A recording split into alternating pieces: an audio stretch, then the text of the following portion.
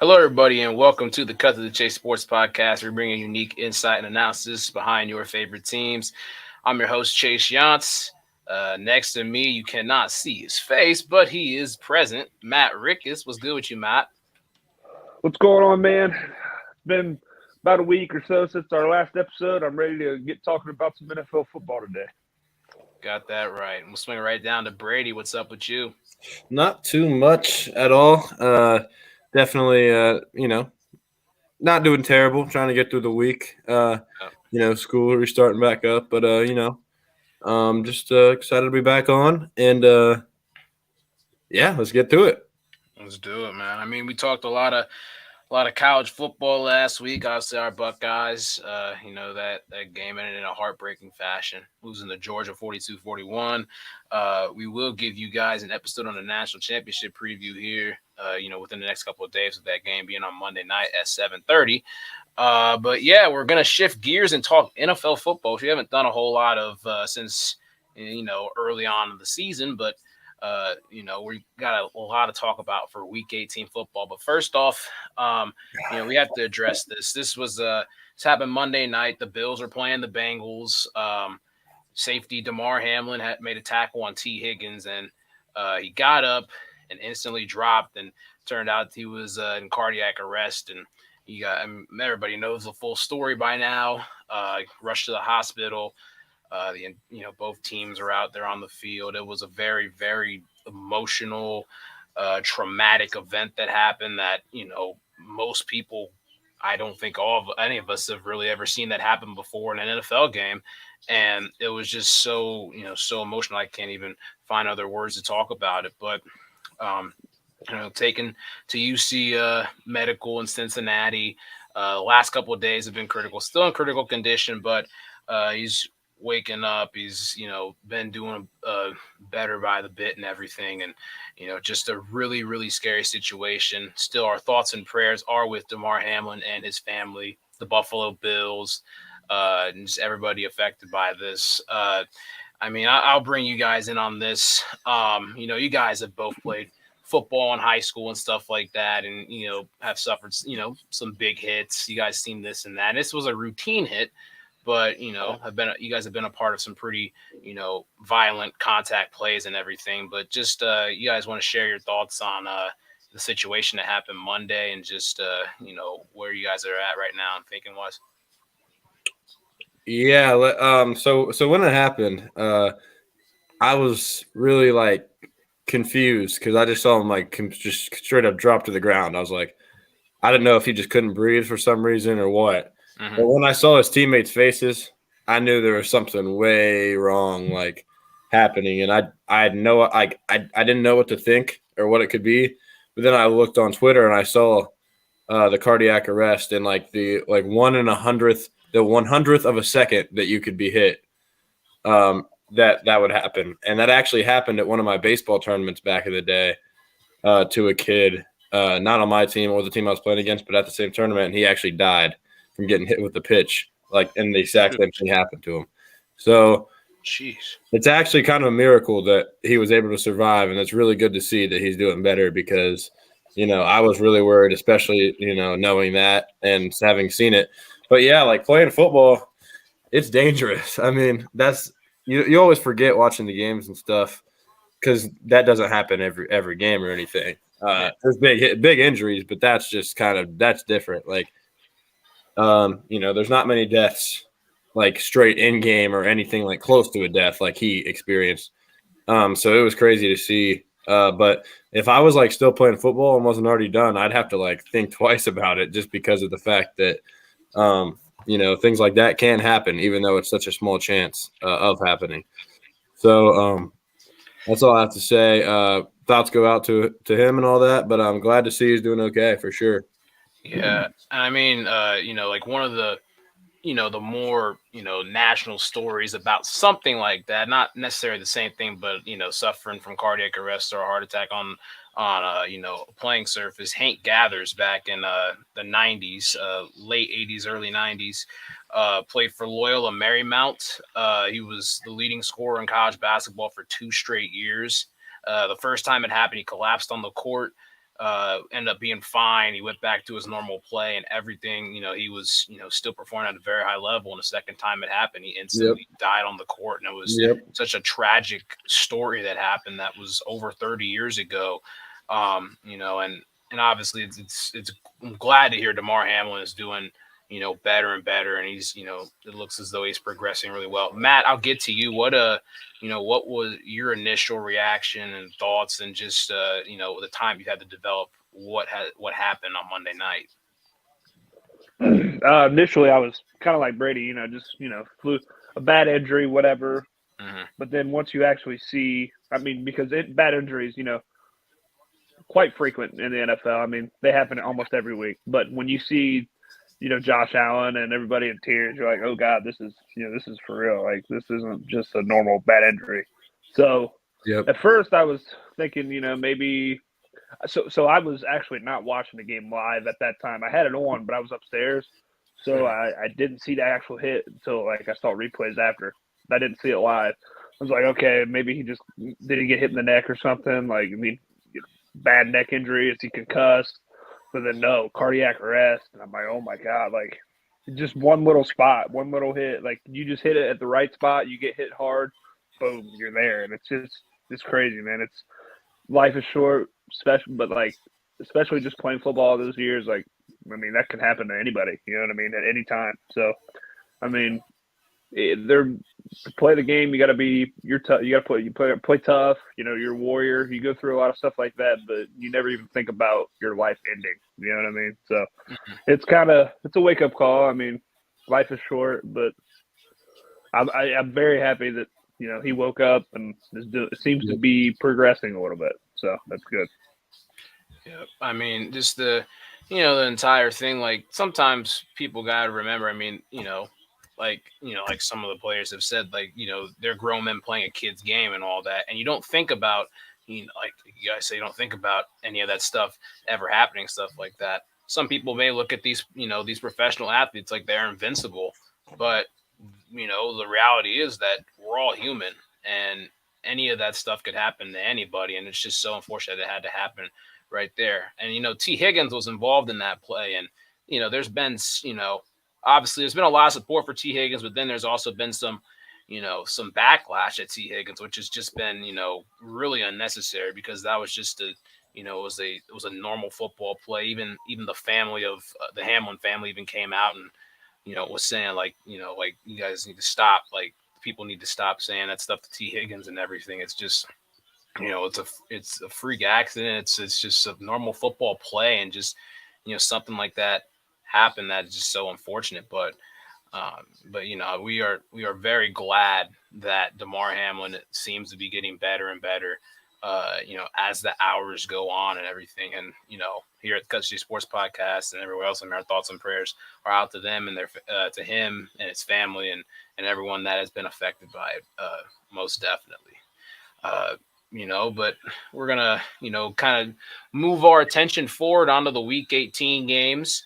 The first of the entire slate, 16-game slate, the Chiefs are going to take on the Raiders. That is a Saturday at 4:30 kickoff. ABC, ESPN, and ESPN2 covering that one.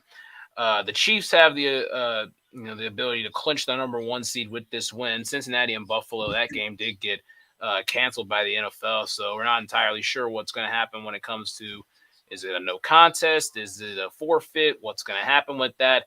But, when you look at it, the Chiefs, if they end up winning, they will have the most wins, in the AFC, which would put them at the one seed. What are you guys looking at in this game from the Chiefs? And, the Raiders obviously put up a really good fight on Sunday against a very good Niners team. Can the Raiders play spoiler ball? I'll go to Matt. I'm just looking for are the Chiefs going to play everybody as far as I'm concerned, the whole game? You get what I'm saying? Yeah.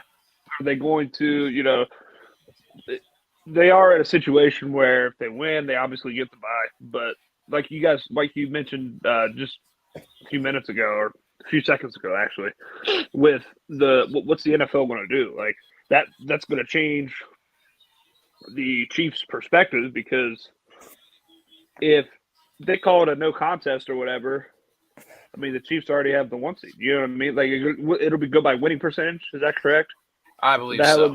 Yeah. So they already have 13 wins, more than everybody. You get what I'm saying? So Yep. it's just kind of a tricky situation. But the thing I'm most intrigued to watch is how are they going to come out and actually play their starters the full game. That's the thing I'm most intrigued by with this one. Yep. Brady, what about you? What's your thoughts on this one? Really for me, I'm just looking at like obviously everything Matt said with what the Chiefs' perspective will end up being, but I'm also looking to see if they're caught sleepy right now, week before the playoffs. See if they can finish the season or the regular season strong and like kind of get into their playoff mode a week early, or if that won't matter, we'll see. But I'm also like interested to see because I believe Jarrett Stidham is the quarterback for the Raiders, right? Yep. We'll see. It'll be interesting to see what they can do with him against the Chiefs. See if they can move the ball at all. I mean, I'm one to believe that Jarrett Stidham isn't good at all. Obviously, like I don't think anyone really would disagree. Mm-hmm. But maybe he'll shock us. Devontae Adams, and he could really make most QBs look good when you got that good of like a wide receiver on your team. Yep. But probably going to be tough to stop the Chiefs if they're going full go, and ready to see what Patrick Mahomes can do a little bit early before he starts getting into playoff mode.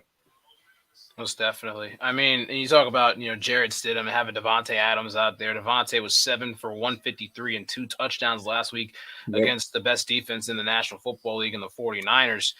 They put up points. They went to overtime. 37-34 was the final. Stidham threw for like 360 yards on them. It was it was a really odd game. It was the last 4:00 game that it was the last 4:00 game that ended that day. But it was just a really entertaining and odd game to watch. Those two teams were formerly Bay Area members and all that. But like the Raiders, can they play spoiler ball? Can they give the Bengals don't have a chance at the 1 seed now because of depending on what happens, if it's no contest, whatever. But if they somehow upset the Chiefs, the Bills have a shot at it.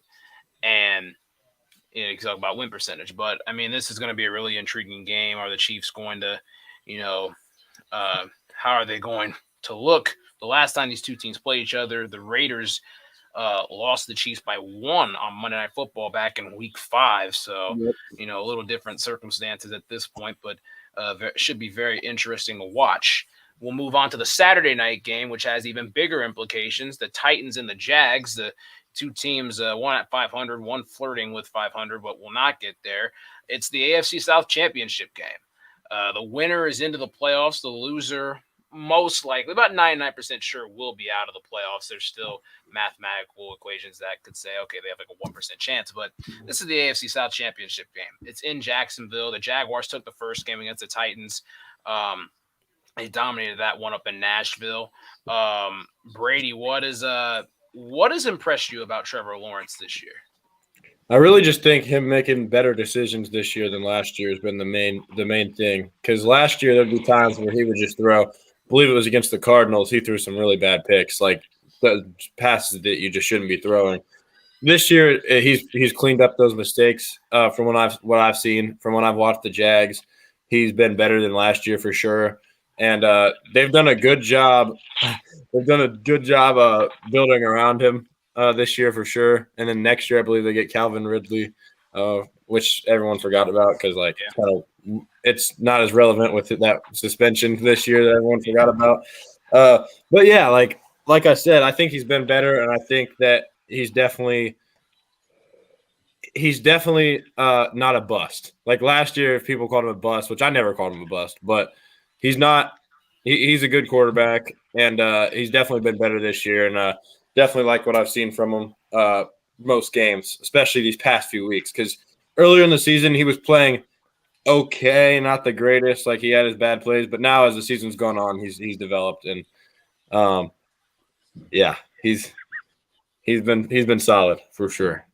Yeah, Trevor basically, he's ascending, as the season goes on, trying to, kind of reach that number 1 status that he is, he picked number 1, so he's going to have to play with the highest status of any quarterback in that draft class. I mean, Zach Wilson already, piece of shit quarterback, but and then we'll go to Matt.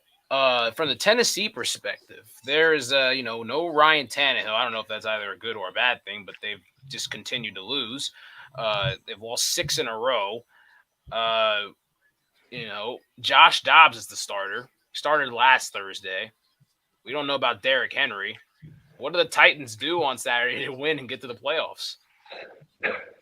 I guess I don't know what they do, man. I don't have a foreseeable path. I mean, I guess if Derrick Henry's 100% healthy, like you said, we don't really know yet.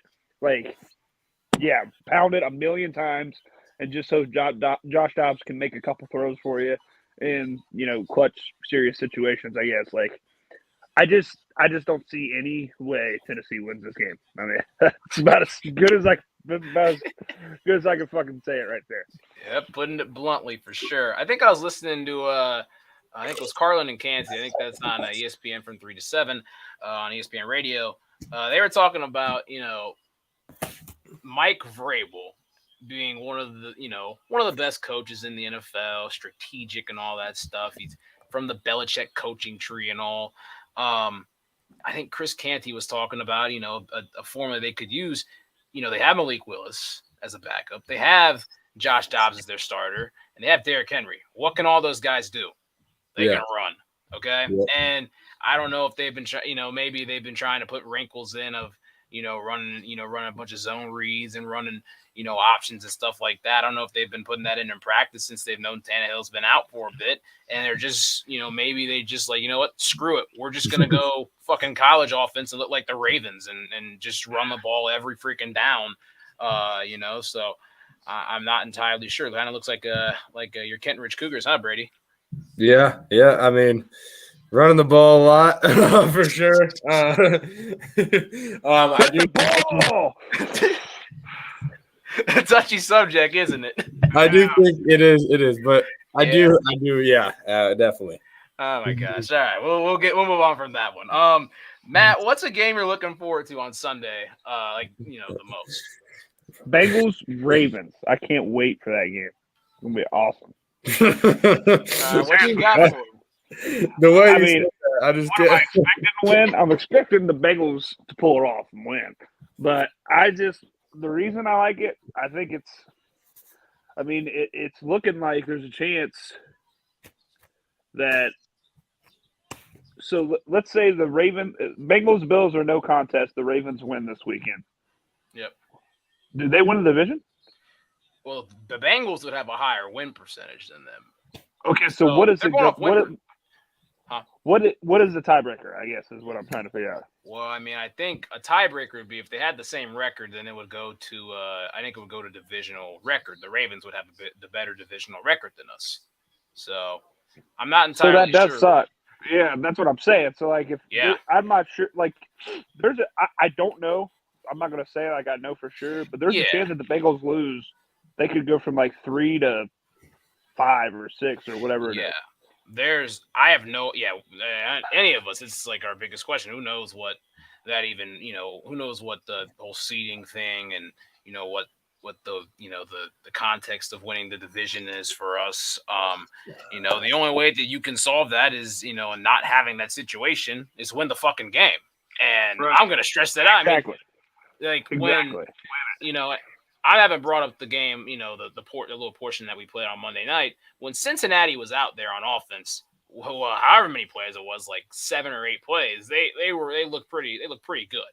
And that was the first time that they've had, I think it was, they had Mixon, Chase, Higgins, Boyd, and Hayden Hurst, their entire fleet of receivers and their skill position players since week 7 when they put up right about 560 yards of offense against the Falcons. And what they do last year to the Ravens, put about 600 yards of offense. They're not going to do that to them this year. They're a very good defense, very good team, and I don't have all. Oddly enough, I was at both of those games. That's very why did I think about that when I was saying that? It's really random. Yeah, that is odd. I would like for you to go to a playoff game. A couple playoff games. I might be going. I was actually about to go to the Bills game Yeah, but Monday. Monday, yeah.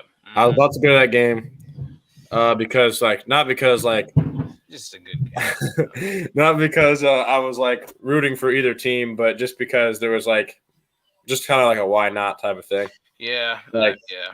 like I wasn't paying for the ticket, so I don't why not. At that point.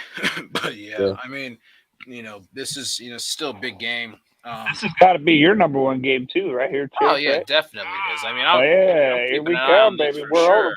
Exactly, but I mean, we're keeping an eye on this one for sure. I mean, I'll be, back to screaming at the TV and everything. Maybe I'm not gonna watch with this my game start to finish.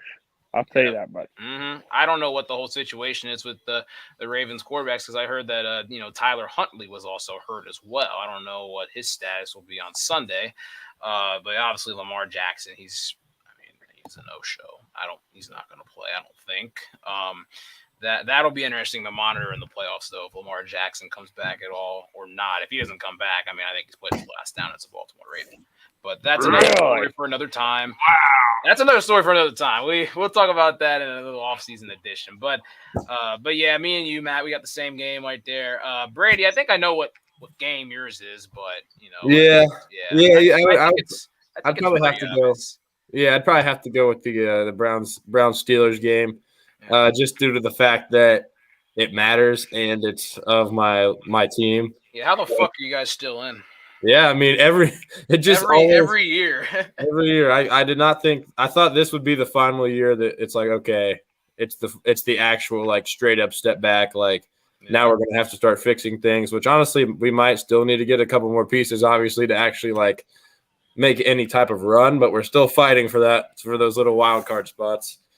So I mean that 500 record is a nice streak to keep alive if we can do it. So why not? I mean, all we have to do is beat the Browns, who have Deshaun Watson at quarterback, who does not throw to his own team very well so far.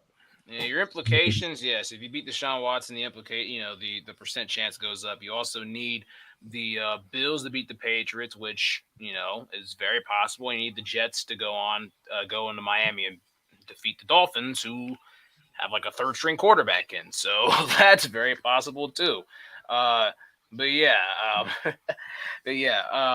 speaking of the Browns, former Browns, I just got a report that former Browns running back Peyton Hillis is reportedly in critical condition after saving his children from drowning. They are safe. Oh my! This is from U Stadium. His uncle provided an update saying Peyton is still in intensive care and dealing with some problems to his kidneys and lungs, but his condition is improving. Prayers up to him. I mean, wow. Oh my god! I don't know the full story to that, but oh my gosh! I mean, that's horrible. That's horrible. I mean, I hope that everything's improving and stuff, but man, just had to note that out there. Just saw it out there on on the internet and everything. But yeah, I mean, Cleveland, they're gonna have to run the football in Pittsburgh to try to beat these guys, milk the clock, use Nick Chubb. I mean, there's times where Nick Chubb maybe gets like 10, 12 carries a game, which is absolutely ridiculous. I mean, the dude's a robot at running back, and he's programmed to run for 200 yards and 3 touchdowns a game. And whoever the shot caller is in Cleveland, I'm not even going to say it's Kevin Stefanski who calls the plays. Whoever the shot caller is, maybe it's Jimmy Haslam. They're pretty idiotic when it comes to the terms of we're just not going to run arguably, run a top 3 running back over 20 times a game. Yeah, use that off of play action. But that's the Browns for you right there. They have not learned from their mistakes. I think I know who calls the plays. Who? Mike Prefer. I don't think special teams, but that was very funny. Either him or Donovan Peoples-Jones calls the plays. Donovan Peoples-Jones. I'm surprised he hasn't thrown any. They've tried to throw some deep shots this year, but that's another story. Alex Van Pelt, actually, the former Bengals offensive coordinator, looks like he's lost a step or two. I'm not too sure.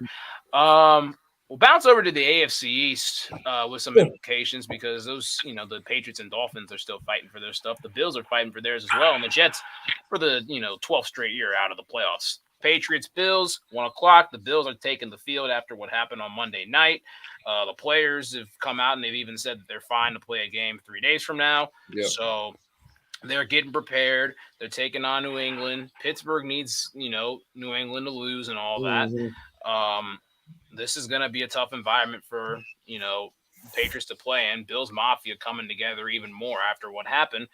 Um, how how do you guys think the Bills are going to perform coming off of Monday night? I think they're going to play extremely well. Actually, Yeah. Hmm. I think they're going to be trying. So they're still kind of playing for the one seed. We don't really know, kind of. Yeah, we won't know So till we'll Saturday night. Yeah. so we'll see there. So that part is in the works. Yep. But also, just coming, they're going to come out and play for Damar. Like they're Yeah. going to all want to play and just make sure that he knows that they have his back. Things like that. I just feel like the momentum train is going to be rolling big time here. They're going to come out, probably try to put the Patriots to sleep pretty early so they can get those guys out in the second half. Yep. Exactly. What's your Brady, thoughts, what do Brady? you think? Yeah, I agree. I think the Bills, I think they might roll in this one just due to the sole fact that they're playing with motivation. And I think they're going to play really hard. Their defense will play really hard, of course. Those are probably the closest players to Damar. And then I believe they're just going to be fired up for this game. So I think that Josh Allen, he's going to play. It seems like he really was taken by it just because he's the QB. So a lot of the attention is going to go on him. So I think he's really going to play well this game, and I think the Bills are going to come out hungry for a win for sure. Yep. I mean, the secondary obviously they'll play, you know, extra gears, hair on fire, and stuff like that. For their brother on the back end, Damar Hamlin.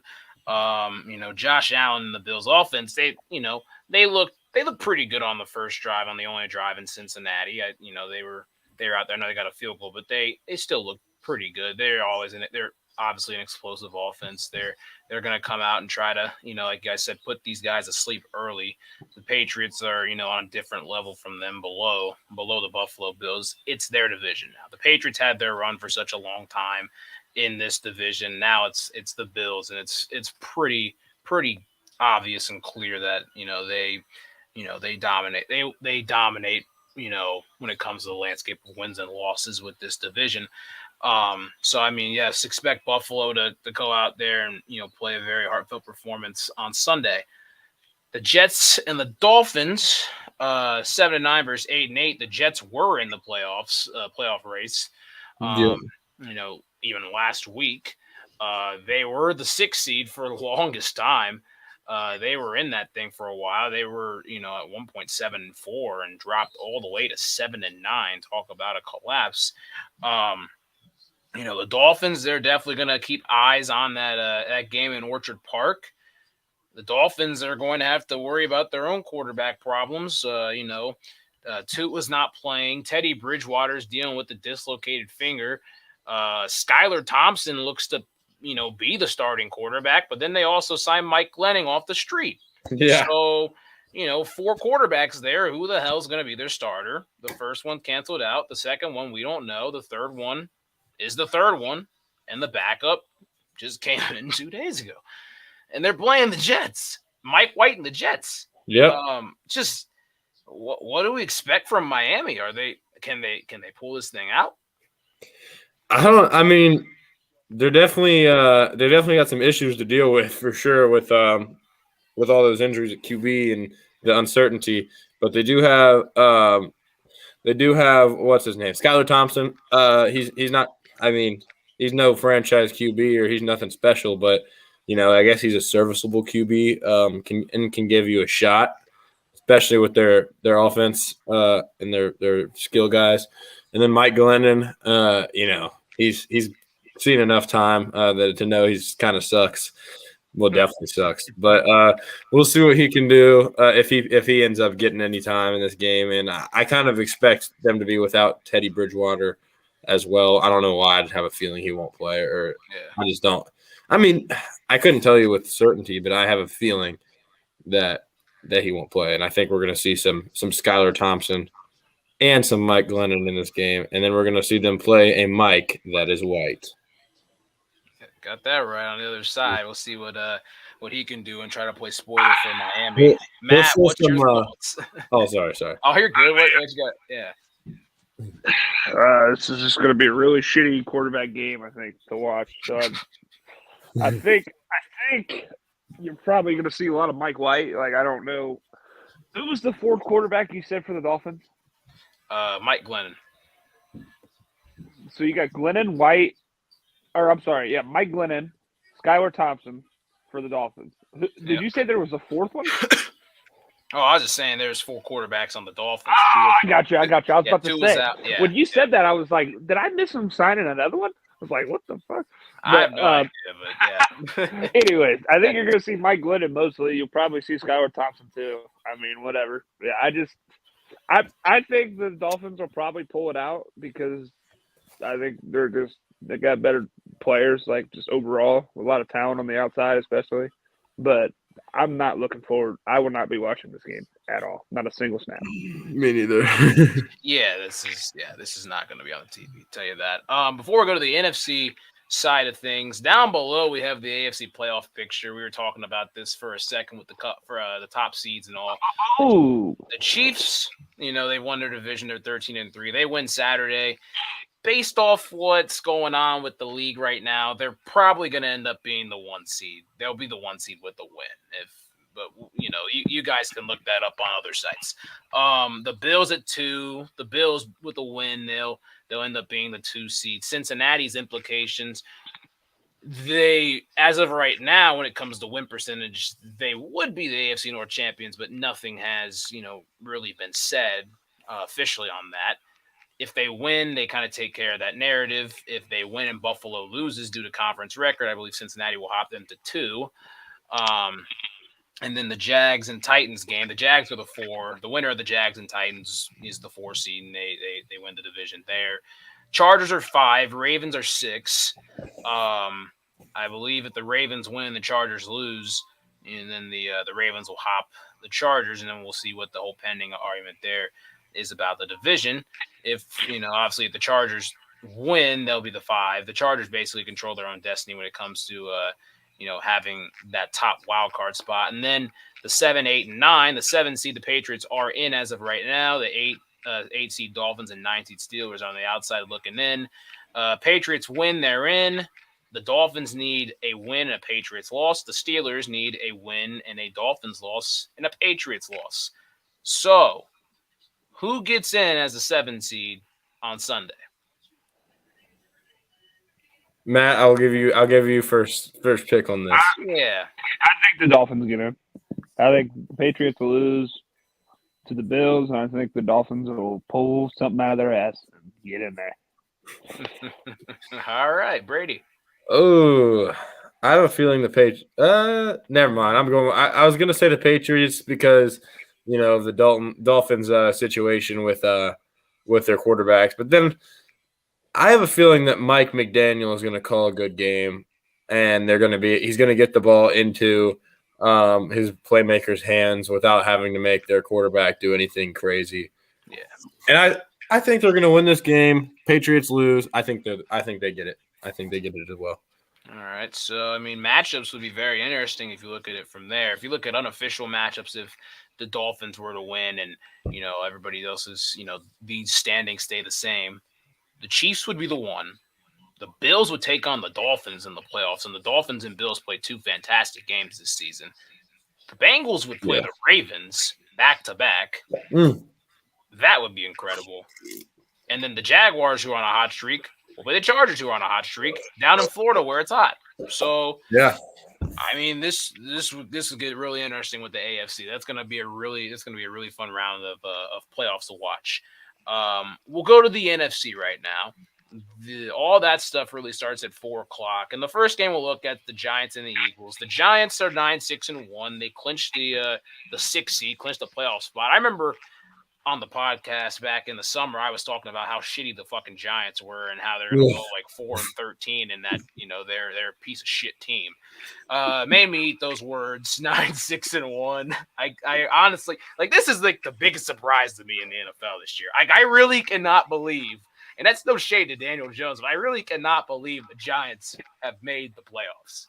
That's actually hilarious that they made it. Okay.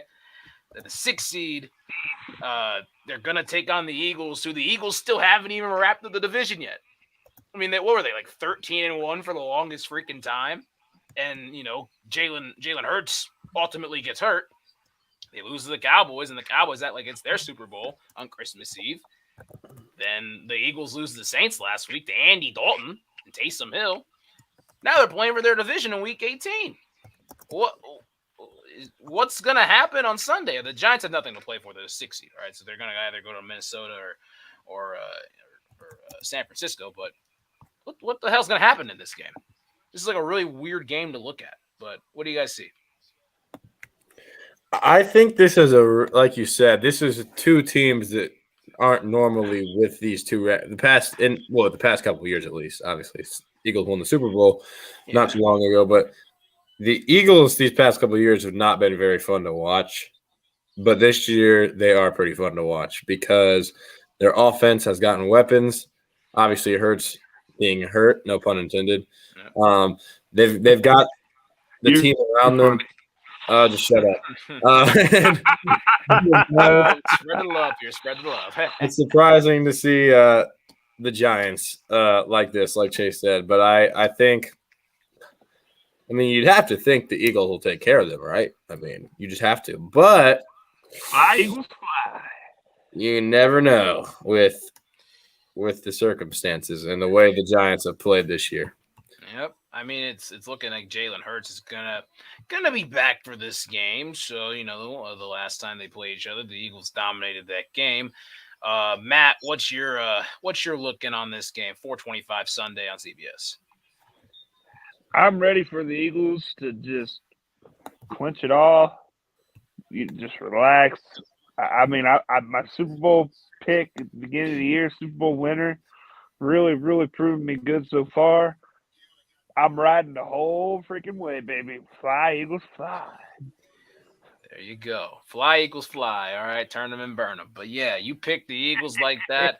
I remember when we had Iron Eagle on the show, he also said, watch out for the Philadelphia Eagles this year and all, and that's turned out really well. So, very, the same take right there, which, has paid off so far. And with the Giants' sake, their defense and their run game is going to be the reason why they could try to stay in a playoff game. I ultimately don't think they're going to win a playoff game. Yep. The only way they would win a playoff game is if they played the Vikings, and the Vikings were just, on the wrong end of being bipolar. Agree. Brian Dable was the greatest fat guy in New York since Biggie. We're just going to put that out of the way. I seriously cannot believe that they're good. But hey, all right, there you go. They're in the playoffs. We'll see him next week. That guy in New York history. Got that right. Him and Biggie. That's about the only two right there. Yep. That's a way to put. All right. Yep. Top 3 already. All right. And then we'll go to this one. The Cowboys and Commanders, Sunday 4:25 on Fox. The Cowboys, like I said, they still have a chance to win their division, which would just be hilarious if the Eagles had that collapse at the same time. How about them Cowboys? Yeah, I guess. How about them Cowboys and all? But 12-4, they're playing the Commanders, whose coach Ron Rivera is basically on the hot seat and didn't even know that they could be eliminated last week. Well, little did he know they got eliminated last week. So they have absolutely nothing to play for. The Cowboys are either going to be the 1 seed or they're either going to be the 5 seed. They either get a bye or they get to go down and play the 8-8, and who knows what they'll be after this week. Probably the 9-8 Tampa Bay Buccaneers and Tom Brady, who's getting mad, and he's getting starting to catch some youth again.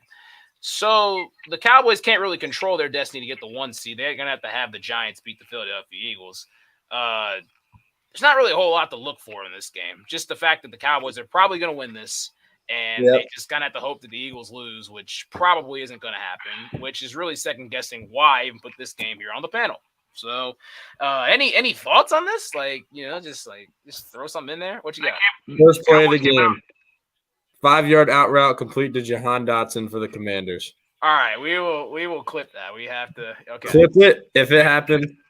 The Cowboys said in terms Sam of the game Howell. itself, Sam Howell to Jahan Dotson. Yeah, Sam Howell's going to be like, because they're going to want to get him in rhythm. They're throwing a pass the first play, and he's going to be like, quick game. Jahan Dotson's going to catch the ball, and he's going to say, wow, without Sean Clifford, Taylor Heineke, and Carson Wentz throwing me the ball, it's actually in a decent spot. So do you want to make the bet that it's going to be the pass play on the first play of the game or just the first pass of the game? First play. First play. Wow. Of the game. And the Commanders are going to get the ball. Okay. And the Cowboys are going to beat them. Just if you were 21 or whatever the fuck live bet. All right, fuck it. Matt. Yeah, it'd be illegal if I was. Yeah, what would you say? I would win a lot of money for that. Yeah, if that got right, and depending on the wager. All right, Matt. The Cowboys said they're not resting any of their starters, so fuck it. I'm taking the Cowboys in this one, baby. They're playing for the 1 seed, so I guess, obviously we don't know, but they have a chance, so they're going to play like they're going to win it. If they win, they get it. So, turn and burn. You know what? Dak's throwing 2 picks again. He'll keep a streak alive. He'll keep a streak alive going into the playoffs. And a funny question. Where would you guys rank Dak Prescott and quarterbacks in the NFL? Probably not top 10. Yeah, would you say top 12, top 15? Top 13 to 15, probably. Okay, so he's in that. Okay, so he's top 15. Top 15. Yeah, we've got 2 quarterbacks that really emerged this year with fucking Justin Fields and Trevor Lawrence into that top 15. Yeah. Kind of moves people down. I guess Kyler's probably fell out of that, but yeah. Kyler is 5'8", but plays good video games, so I'll say that. Got that right, and that's my analysis of Kyler.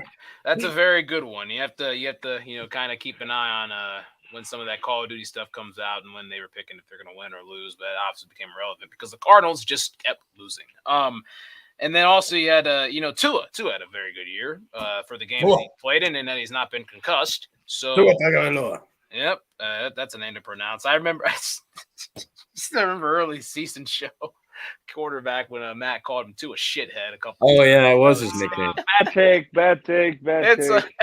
I will say he had a great take on Jalen Hurts, which we'll definitely play over. Good one on that. Tua still does the funny things though that he's known for being bad at, like throwing the ball 50 feet. He's only partly a shithead.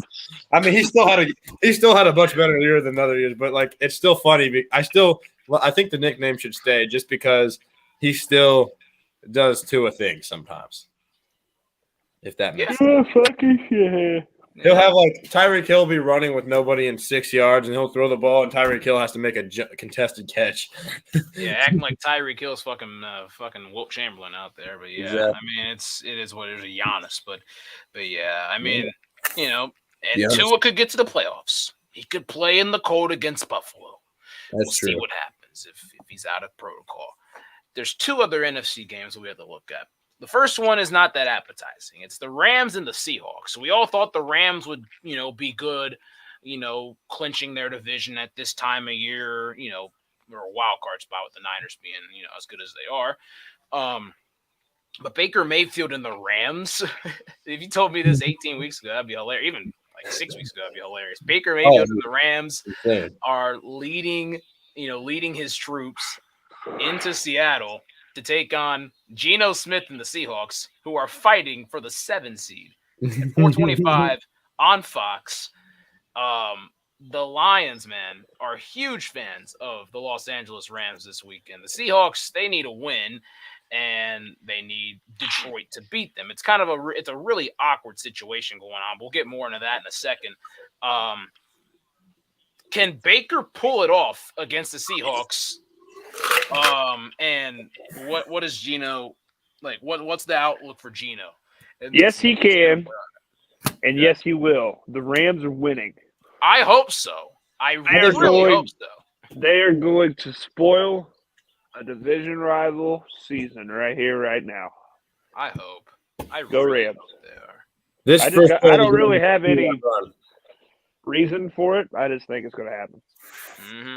The 3 yards Seahawks run by aren't. Kenneth Walker. I tend to for the game. believe that most of the time, the teams that make the playoffs are usually the 6 or 7 best teams in the conference most of the time. I just think the Seahawks are not one of the 7 best teams. I feel like everything's going to unfold the way it should. The Rams will knock their asses out.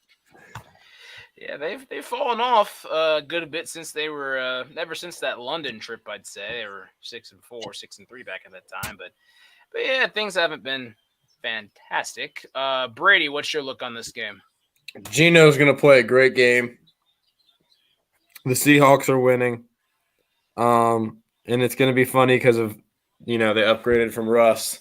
They're after losing Russ to a massive deal from the Broncos, who they definitely won that trade. So I have a feeling they complete the cycle. They defeat the Rams, and they play a good game here and beat Baker. I really do believe that. I really, really hope the Rams beat these guys. I mean, not the fact that I don't like Geno Smith and the entire story and everything like that. Like it's a fantastic story to see and everything, and see him resurrect his career. Yeah, I'm just the Lions fan number 2, and I just want to see Baker Mayfield and the Rams help out. The Lions, the team that they traded for, made that huge trade. The Lions gave Matt Stafford, which gave him a Super Bowl. Yeah. The Rams give a win against the Seahawks, and the Lions have a shot, which is the next game and the final game of the regular season. The Lions are 8-8. They've coming out of the pits of hell from 1-6, going 7-2 in their last 9 games. They've been fantastic since the start of November. Who'd they beat in that first stretch of, in that fantastic stretch? Oh, the Green Bay Packers, who have come out of hell as well. 4-8 to 8-8. They've won 4 straight. I'm not going to say Aaron Rodgers has been playing fantastic. He's been playing good football. The rest of the teams just picked it up. So Sunday Night Football, 8:20 on NBC. Game perfect. It's not game 272, game 271, but what's the look at for this game? Because the implication is this: if the Seahawks win, the Lions are eliminated, and the Lions have, to beat the Packers for the Seahawks to get in. If the Seahawks lose, this game's the win and in scenario. 8-8 versus 8-8, the winner gets 7 seed and will probably face off against the 49ers in the playoffs on Super Wildcard weekend. What is the look for this game? What do you think is going to happen, and what are you excited for most about in this game, Matt? I'm excited to watch the Lions offense play football. I'm excited to watch this game. You don't get to see many Lions games really unless you're Thanksgiving. At least for me, I don't watch many Lions games. This is going to be prime time, the only show in town, the only game going.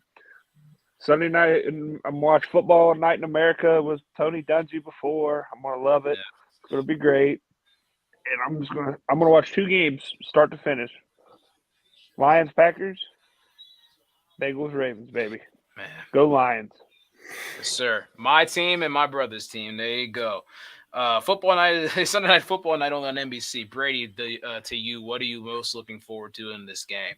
So, I mean, I think this was a pretty good game for sure. With obviously both teams 500, and this game definitely matters a lot for sure for these 2 teams.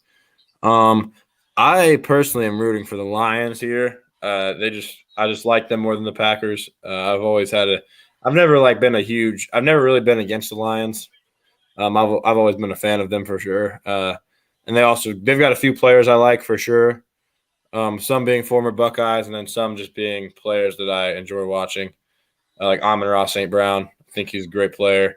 And then I obviously like Jeff Okudah. Yep. I don't really like Jameson Williams that much, just because he, acts some. but I don't mind him. I mean, I don't hate him. I have neutral feelings on him. But I like the Lions. Like Jared Goff, he's a cool guy.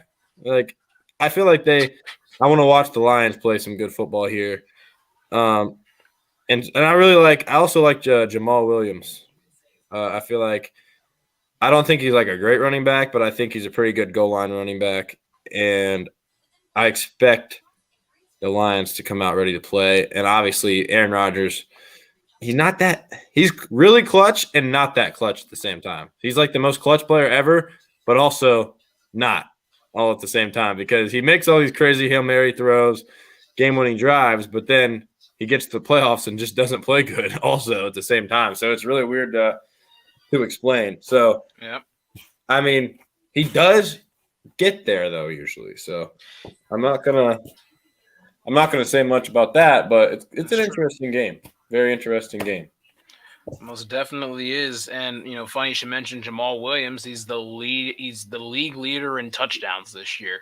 Yeah, that's right. 15 of them, which Yep. which kind of reminds me of LeGarrette Blount in a way. I mean, LeGarrette Blount wasn't, he obviously wasn't the leading rusher in the NFL or anything like that when he played for the Patriots, but led the league with 18 touchdowns. Just an eye-popping number right there. Like, oh my gosh, he's 18 touchdowns, and he's like running back by committee. Same with Jamal Williams. Jamal Williams he's also the number 10 in rushing in the NFL. He's 6 yards away from 1,000 yards this year. Yeah.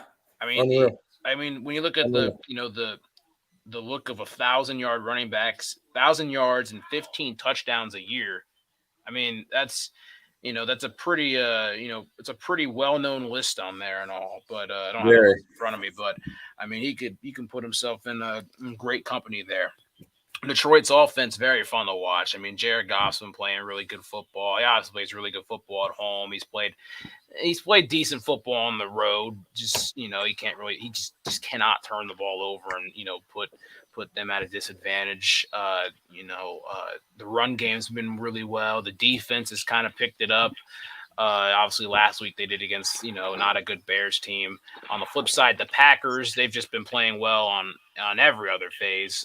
Aaron Rodgers is he's missed some throws, I will say. He's missed some deep shots down the field. He missed a couple last week to Christian Watson that I know he really, really wanted, but just was either overthrown. He seems to be overthrowing receivers. Like, it's not like his arm strength is deteriorated at all. He's just overthrowing receivers, which is not normal for guys that are about 40 years old. They're normally underthrowing guys or throwing horrible passes, stuff like that. He's just like Tua. Yeah, like Tua, and Matt say Tua shithead. But but yeah, I mean, the Packers also run the football really well. Their defense is starting to come alive. They're getting takeaways and all. Obviously, it helped that Kirk Cousins was literally the equivalent of a Salvation Army bucket, just giving out and being a charity case of a quarterback who will not last long in the playoffs. Mark my words. Hot take, not a hot take. I don't give a fuck. But yeah, I mean, the Packers are playing well. The Lions are playing well. It's two clash teams right there. Two teams that are really hot in Lambeau. It may be cold outside, but this matchup is going to be very, very hot, and things are going to get wild. And we'll look at the NFC playoff picture that's scrolling down at the bottom. The Eagles win. They're the 1 seed. They clinch home field advantage and everything that comes with that. The Niners are playing the Cardinals Sunday. The Niners win, and they're the 2 seed. They could still get the 1 seed, I believe.